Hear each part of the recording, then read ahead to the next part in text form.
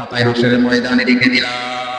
সুবহানাল্লাহ। এজন্য কর্জে হাসানা দাও, দুনিয়াতে যার বিনিময় হয় না, আখিরাতে হবে বিনিময়। বলেন সুবহানাল্লাহ।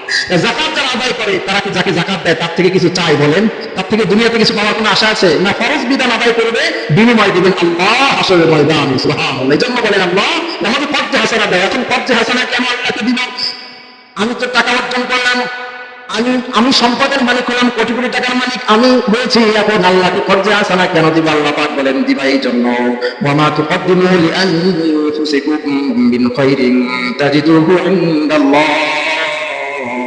তুমি তোমার পাশের মানুষ, তোমার ভাই অথবা তোমার চাচা, তোমার ফুফু অসুস্থ অসহায় আছে, তাকে তুমি যাকাতের টাকা দিয়ে সাহায্য করেছো, আল্লাহ পাক বলেন ওই চাচা, ওই ভাতিজা, ওই ফুফুকে তুমি যাকাতের টাকা দিয়ে সাহায্য করার কারণে আমি আল্লাহ পাক তোমার ওই টাকাটাকে আমার কাছে রেখে দিলাম, আসরের ময়দানে তোমার জন্য এটা উত্তম দান হিসাবে, প্রতিদান হিসাবে আমি তোমাকে দিয়ে দিব।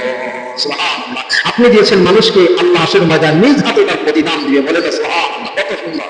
আপনি আপনার ভাইকে দিয়েছেন, আপনার ভাই যদি অসহায় হয়, আপনার ভাইকে বলেছেন এই রমজান মাসে চলতে পারোস না, ভালো করে খেয়ে রোজা রাখতে পারোস না, তাহলে এই টাকাগুলো নেই, এটা বলেছেন। আল্লাহ বলেন তোমার ভাইকে দেওয়ার কারণে আসরের ময়দানে তোমার ভাই দিবে না, ওই প্রতিদান আমি আল্লাহ উত্তম রূপে তোমাকে ফিরিয়ে দেবো। বলেন সুবহানাল্লাহ। শুধু তাই নয়, ওয়া খায়রান ওয়া আযমা আজরা বলেছেন। আল্লাহ পাক বলেন এই দানটা এত কল্যাণকর, এত কল্যাণকর, ওয়া আযমা আজরা, আযম মানে হলো মহাপ্লাবন, মহাবিশ্ব। এই যে একটা মহা শব্দ যখন আসে আরবিতে তখন আযমা ব্যবহার করা হয়। আল্লাহ পাক বলেন যাকাতের ক্ষেত্রের প্রতিদানগুলো এত বেশি আমি বাড়িয়ে দেই আল্লাহ, আযমা আজরা, এটা মহা সমুদ্রের প্রতিদানে রূপান্তরিত হয়ে যায়। সুবহানাল্লাহ। আযমা বলেছেন আল্লাহ, আযমা আজরা, এটা মহা পুরস্কার পাবে সে কিয়ামতের দিন যারা দুনিয়াতে বসে মানুষের হক আদায় করবে, যাকাত দিবে, অসহায় মানুষের পাশে দাঁড়াবে, এদেরকে কিয়ামতের ময়দানে এই প্রতিদানগুলো আমি বহু বহু গুণে বাড়িয়ে দিই, বহু বহু গুণে বাড়িয়ে দিই। এজন্য যাকাত এটা আদায় করেন। আপনি আমি যেভাবে নামাজ পড়ি আল্লাহর যদি সন্তুষ্ট চাই, তাহলে আমাদের যাকাত আদায় করতে হবে। কিন্তু বর্তমান সময় 90% মানুষই হিসাব করে যাকাত দেয় না, ঠিক কিনা বলেন? হিসাব করে যাকাত দেয়, রামচাম কিছু দিয়ে সাজে সমাজে দানশীল, কিন্তু হিসাব করে কয়টা মানুষ যাকাত দেয় বলেন তো?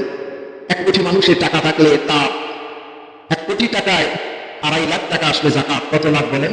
2.5 লাখ টাকা। 2.5 লাখ টাকা যদি যাকাত দেয় একটা ইউনিয়নের, এমন কোনো মানুষ নাই যে মানুষের কাছে ভালো কোনো একটা অ্যামাউন্ট যাবে না, ভালো অ্যামাউন্ট যাবে না, ঠিক কিনা বলেন? এটা কয়জন হিসাব করে বলেন?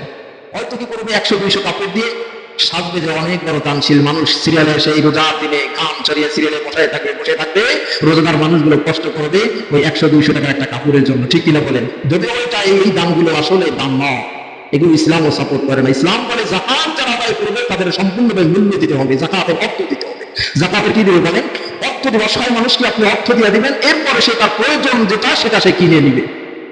আগে আপনাকে অর্থ দিতে হবে, তার প্রয়োজন শারীর থেকে খাবার হতে পারে বেশি প্রয়োজন, তার প্রয়োজন খাবারের থেকে অন্য কোনো কিছু বেশি প্রয়োজন হতে পারে, তার ঔষধ বেশি প্রয়োজন হতে পারে। এবার সে মালিক হওয়ার পরে টাকা, এরপরে সে ঔষধ প্রয়োজন হলে ঔষধ কিনবে। সে যাকাতের মালিক হওয়ার পরে, টাকার মালিক হওয়ার পরে যদি কাপড় বুঝে যে আমার কাপড় প্রয়োজন, কাপড় কিনবে, এই প্রয়োজন সে মিটাবে। কিন্তু যে যাকাত আদায়কারী সে প্রয়োজন মিটাতে পারবে না, ঠিক কিনা? কিন্তু আমাদের সমাজে হয় রমজান মাস আসলে এই শাড়ি লুঙ্গি আর কাপড় দেওয়ার একটা হিড়িক পড়ে যায়, ঠিক কিনা? কারণ এটা তো ফোকাস, এখন মোবাইল আছে, ফোকাস করা যায়, স্ট্যাটাস দেওয়া যায়, দেখানো যায়। এই যে একটা বিভিন্ন কারণে শুধুমাত্র এই লুঙ্গি আর শাড়ি দেওয়া, এই নেওয়াজ আল্লাহর কাছে নয়। যদি আপনি সত্যিকারে দানশীল হন, অসহায় মানুষের হাতে টাকা তুলে দিন, ঠিক কিনা বলেন? টাকা তুলে দিন, তিনি তার প্রয়োজন মিটাবেন, যেটা আপনি ভালো মনে করেন তার জন্য তিনি এটা করাবেন, এটাই হচ্ছে উত্তম দান। বলেন না সুবহানাল্লাহ? কিন্তু আমরা করি না। আল্লাহ পাক সকলকে সহিহ দান করুন, বলেন আমিন। সম্মানিত রাজনীতি, আল্লাহ পাক নামাজের কথা যেমন বলেছেন, যাকাতের কথাও তেমন বলেছেন। রাসূল সাল্লাল্লাহু আলাইহি ওয়াসাল্লাম বলেন যাকাত দিলে আল্লাহ পাক মাল কমায় দেন না, আল্লাহ পাক মাল বাড়িয়ে দেন। কারণ যাকাতের একটা অর্থ হলো পবিত্রতা, আর একটা অর্থ হলো ইয়াজিদু, মানে হলো বৃদ্ধি হওয়া। বলেন না সুবহানাল্লাহ? যাকাত দিলে আল্লাহ পাক কখনো মাল কমান না, যাকাতের মাধ্যমে আল্লাহ পাক আরো বৃদ্ধি করে দেন। একজন ইহুদি মহিলা ছিল, তিনি রাসূল সাল্লাল্লাহু আলাইহি সাল্লামের মুখ থেকে যখন শুনেছে রাসূল বলেছেন যাকাত দিলে মাল বাড়ে, এই কথাটা শুনে তিনি চিন্তা করলেন আল্লাহর পরিপূর্ণ ইসলাম মানেন না, কিন্তু অনেক ইহুদি ছিল, অনেক খ্রিস্টান ছিল, অনেক বেদুইনরা ছিল, তারা মনে মনে আমার নবীকে ভালোবাসতেন, নবীকে বিশ্বাস করতেন যে তিনি একজন পয়গম্বর, তার মুখের কথা কখনো এলোমেলো হবে না, ঠিক কিনা বলেন? অনেক বেদুইনরা ছিল, কিন্তু সমাজের চাপে, আত্মীয় স্বজন শীলতার চাপে পড়ে তারা ইসলাম গ্রহণ করে নাই। এখনো অনেক হিন্দু ভাই এমন আছে না নাই বলেন? অনেক হিন্দু ভাই আছে তারা বিশ্বাস করে আসলে ইসলামটা একটা আসমানি কিতাব, কোরআন এটা আসমানি কিতাব, ইসলামী একটা সুন্দর ধর্ম তারা মানে। কিন্তু ওই যে আত্মীয় স্বজন ছিন্ন হয়ে যাবে, সমাজের একটা চাপ, আত্মীয় স্বজন কি বলবে, তার যে বাপ দাদারা আছে তারা কি বলবে, এই সব কিছুকে ম্যানেজ না করতে পারার কারণে তারা মুসলমান ইসলাম গ্রহণ করে না। ঠিক না?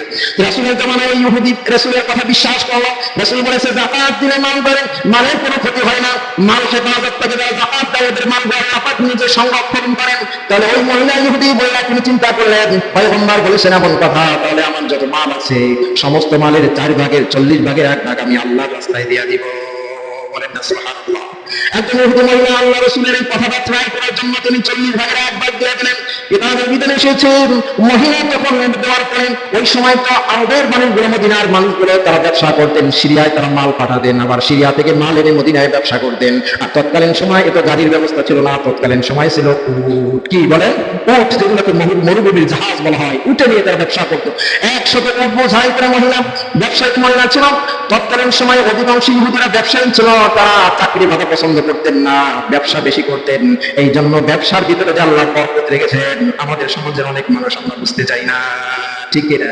ব্যবসা করতে চাই না, ব্যবসার ভিতরে অনেক বরকত। এই জন্য তো আল্লাহ রিবা, সুদের বিনিময়ে আল্লাহ ব্যবসাকে তুলে ধরেছেন। আল্লাহু বাইয়া ওয়া হারামা রিবা বলেছেন, আল্লাহ ব্যবসাকে হালাল করলাম, সুদকে বললাম কি বলেন হারাম। কেন বলেছেন? সুদ যেভাবে মানুষের কাছে অর্থকে বাড়ায় দেয়, তার থেকে দ্বিগুণ দ্বিগুণ ব্যবসার মাধ্যমে মানুষের কাছে অর্থকে বাড়ায় দেয়। বলে যাচ্ছে এই জন্য আল্লাহ সুদের বিপরীতে ব্যবসা রেখে দিয়েছেন। তো মদিনার মানুষেরা ইহুদিরা ব্যবসা করতো, মহিলাও ব্যবসা করতো। 4 ভাগ 40 ভাগে 1 ভাগ যখন আল্লাহ রাস্তায় দিয়ে দিয়েছে মহিলা, তারপরে চিন্তা করলো এবার দেখি তাহলে আমার মাল কিভাবে বাড়ে, মাল কিভাবে হেফাজত থাকে, এটা একটু দেখা দরকার।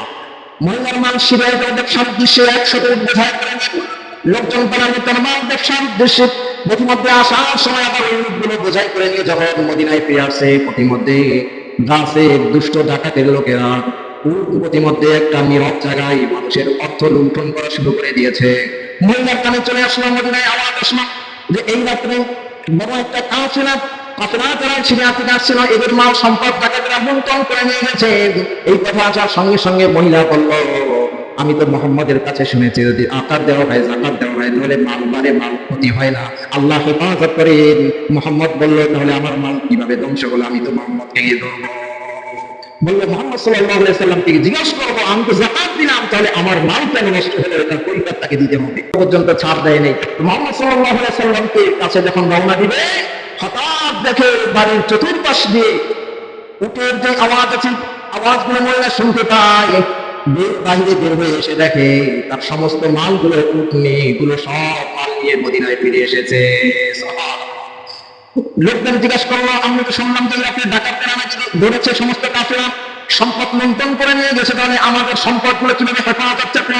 লোকেরা বললো, শোন, আমরা যখন ডাকাতেরা যেখানে ডাকাতি করছে তার কিছু দূর যাওয়ার আগে, সেই স্থানে পৌঁছানোর আগেই হঠাৎ আগে যে উটটি ছিল যেখানে কাফেলার নেতা থাকে, তিনি সবার সামনে থাকে, ওই উটটি হঠাৎ একটা গর্তের ভিতরে পা চাপ পড়ে গেল। উটটি বসে যাওয়ার কারণে যখন প্রধান তিনি যখন নেমে গেছে, সমস্ত উটগুলো ওখানে বসে পড়েছে, সবাই আমরা নেমে গিয়েছি, আর ওখান থেকে উটনিগুলো আর সামনে আগাতে চাই না।